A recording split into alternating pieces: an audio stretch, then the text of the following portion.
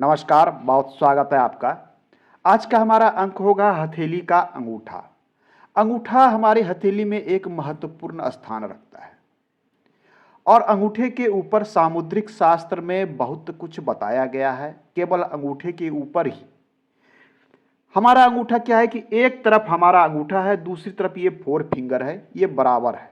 जब हम किसी चीज को कैच करते हैं तो इस प्रकार से करते हैं, एक साइड ये हमारी चार उंगल रहती है, दूसरी साइड केवल अंगूठा रहता है।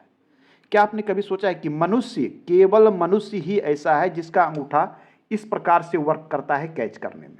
बंदर का अंगूठा बिल्कुल इस प्रकार से, वो किसी चीज को बिल्कुल ऐसे पकड़ता है 5 उंगली से, लेकिन हम पकड़ते हैं 4 और 5 पकड़ते हैं दूसरी तरफ से। तो मनुष्य का अंगूठा ही एक ऐसा चीज है उसके शरीर में जो कि उसे जंतुओं से, जीव जंतुओं से अलग करता है, एक विशिष्टता लाता। आइए इसकी बातों पर हम नहीं जा रहे हैं, हम आ रहे हैं अब अंगूठे पर।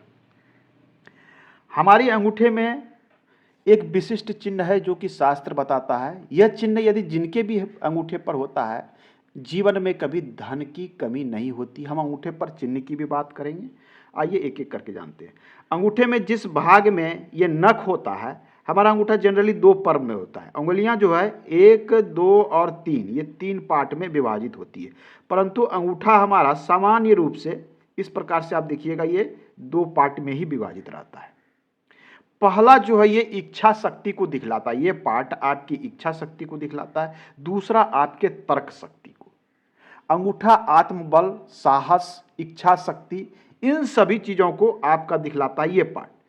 अब अंगूठे में कुछ लोगों के साथ होता क्या है कि अंगूठे का कुछ पार्ट, जैसे मेरा ये अंगूठा देखिए, ये 2 पार्टों में आपको दिख रहा है, यहां से हम इसे टर्न करते हैं, ये पार्ट अलग अलग साइज का होता है। किसी के अंगूठे में ये पार्ट काफी लंबा मिलेगा, ये पार्ट काफी छोटा मिलेगा। कभी किसी के अंगूठे में ये पार्ट काफी बड़ा मिलता है और ये पार्ट छोटा मिलता है। कभी कभी ये 2 पार्ट जैसे बैलेंस होती है, इस प्रकार से आपको दिख रही होगी कि ये और ये हमारे अंगूठे में ये बराबर, ये बैलेंस की स्थिति है। तो अलग अलग तरीके के अंगूठे आपके विषय में बहुत कुछ कहते हैं। पहला है इच्छा शक्ति। आपका जो ये प्रथम पर्व होता है जिसमें नख रहता है, आपका ये नख वाला पार्ट, इसी इच्छा शक्ति साहस को दिखलाता है, तर्क शक्ति।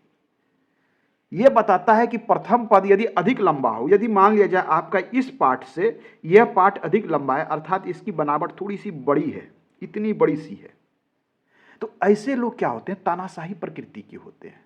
इनकी इच्छा शक्ति बहुत अधिक बड़ी रहती है। यदि आपका प्रथम पार्ट यहां से यहां वाली पार्ट जो है अधिक बड़ा है, तो आपकी इच्छा शक्ति बहुत अधिक बड़ी रहेगी। ये ऐसे लोग दूसरे पर रौब रौब दिखाना, प्रभाव जमाने वाले होते हैं। इच्छा की प्रवृत्ति इन पर हावी रहती है, तानाशाही प्रवृत्ति के हो जाते हैं। अब ये काफी बड़ा है, यदि ये पार्ट छोटा हो रहा है तो तर्क शक्ति और विचार शक्ति कम हो जाती है। अर्थात किसी विषय पर ये तार्किक रूप से या विचार करके नहीं सोचते हैं कि सच्चाई क्या है, वास्तविकता क्या है। इन पर केवल और केवल इच्छा शक्ति हावी रहती है कि मैं जो कह रहा हूं वही सही है, इस प्रकार की टेंडेंसी हो जाती है। यदि किसी व्यक्ति का प्रथम पर्व बहुत छोटा हो, ऐसा भी हो सकता है, आपने देखा होगा कि बहुत लोगों का अंगूठे का प्रथम पर्व जो है काफी छोटा होता है। बहुत छोटा कहने का अर्थ है कि केवल इतनी ही हो, इसे हम छोटा मानते हैं। इस प्रकार के विचारों में की दृढ़ता में कमी होती है। छोटा अंगूठा है आपके पर्व के ऊपर का भाग, ऐसे लोगों की दृढ़ शक्ति नहीं होती है। किसी के दबाव में डाल आकर ये लोग वर्क कर लेते हैं, जोर डालने पर ये कोई भी कार्य करने के लिए तैयार होते हैं। यदि छोटा हो, साथ में आपका ये काफी चौड़ा हो प्रथम भाग, मैं प्रथम भाग की बात कर रहा हूं, ऐसे मैं इसे 2 भागों में बांट देता हूं तो ये स्पष्ट हो जाएगा। ये देख लीजिए, ये अंगूठा है आपका, ये 2 भागों में बटा हुआ है, काफी ये चौड़ाई लिए हुए हो। ये जो होता है, ऐसे व्यक्ति जिद्दी होते हैं, चिढ़ने वाले होते हैं। ये पोर्शन यदि काफी चौड़ा है, ये पोर्शन मैं बताता हूं, काफी चौड़ा है और छोटा है, तो जिद करने वाले, चिढ़ने वाली प्रवृत्ति वाले व्यक्ति होते हैं ऐसे। और ये लड़ने झगड़ने के लिए भी तैयार, और साथ में ये गोलाकार हो, इसकी आकृति जो है ये इतनी छोटी हो, ये गोलाकार हो, ऐसा लगे कि गदा की तरह निकला हुआ है। तो ऐसे लोग जिद्दी, गुस्सैल, मारपीट करने पर उतारू रहने वाले असभ्य तरीके के व्यक्ति होते हैं। अब होता है कि अंगूठा कभी कभी हम देखते हैं कि फ्लेक्सिबल, नॉन फ्लेक्सिबल होता है। किसी किसी का अंगूठा क्या होता है कि ये जो होता है बिल्कुल दृढ़ होता है, पीछे नहीं झुकता है। परंतु कुछ लोगों के अंगूठे क्या होता है, पीछे बहुत अधिक झुक जाते हैं। हमारी थोड़ी सी झुक रहे हैं, दाहिनी हथेली में बहुत अधिक झुकते हैं। ये देखिए, ये इस प्रकार से झुकना, ये चीजें बताती है कि व्यक्ति काफी उदार प्रवृत्ति का होगा। शांत एवं उदार प्रकृति का होगा, काफी फ्लेक्सिबल व्यक्ति, किसी के भी साथ एडजस्ट करने वाला व्यक्ति इस प्रकार का होता है। वहीं यदि ये दृढ़ है तो ऐसे व्यक्ति क्या होते हैं, अड़ियल टाइप के होते हैं, अपने हट पर, अपनी बातों पर, विचारों पर अड़ने वाले होते हैं। अब आइए हम बात करते हैं दूसरे पर्व का। दूसरा पर्व हमारा ये होता है, ये वाली पर्व, इसे कहते हैं तर्क शक्ति। उसके बाद आएंगे हम अंगूठे के चिन्ह पर। ये तर्क विचार, तर्क करना, विचार करना किसी पर, हाँ न की स्थितियां, बारीकियों, बुद्धिमत्ता को दिखलाता है। मतलब किसी भी सब्जेक्ट पर जिनका ये भाग बड़ा है, किसी भी सब्जेक्ट में मान लिया जाए ये आपका अंगूठा है, सामान्य रूप से ये आपका अंगूठा है, जिसमें ये आपका बन रहा है पर्व। ये हो गया प्रथम और ये हो गया सेकेंड। ये सेकेंड पार्ट की मैं बात कर रहा हूं। यदि सेकेंड पार्ट आपका काफी बड़ा है या फिर सामान्य भी, ये दिखलाता क्या है, सबसे पहले इसे जान लीजिए। ये किसी भी विषय पर विचार करने को, सही क्या है, गलत क्या है, सत्यता क्या है, यथार्थ क्या, इस प्रकार से ये विचार करने की शक्ति देता है, तर्क करने की। हाँ ना कुछ वाली उप ओ वाली स्थितियां भी दिखलाती है। परंतु ये बात यदि बहुत अधिक बढ़ जाता है, मान लीजिए किसी का ये पर्व काफी लंबा है और ये पर्व से ये पर्व लंबा है, 2 नंबर आपका लंबा है, इसका अर्थ होता है कि ऐसे व्यक्ति तर्क और विचार बहुत करेंगे, किसी भी विषय पे तर्क कुतर्क भी करेंगे, विचार बहुत अधिक करेंगे। यदि ये पोर्शन छोटा है तो विचार तो करेंगे किसी भी वर्क पर, परंतु वास्तविकता में वो वर्क को नहीं करेंगे।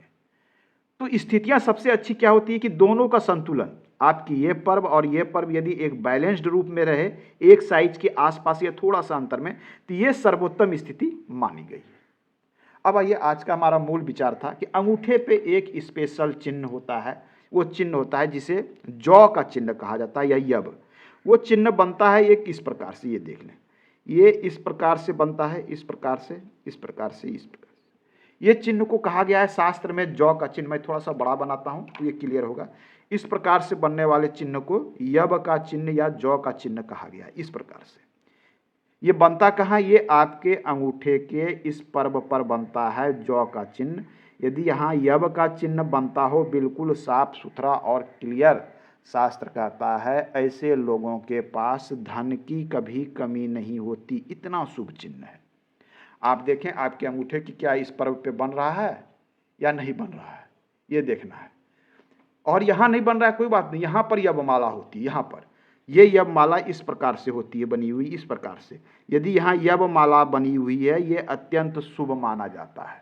मान लिया जाए आपके 4-5 नहीं है, एक भी है, तो धन के मामले में ऐसे व्यक्ति को समस्या जीवन भर नहीं आती है। ऐसे तो अंगूठे पर कई तरह के चिन्ह होते हैं। चैप्टर काफ़ी लंबा हो जाएगा, हम अगले अंक में बात करेंगे। धन्यवाद।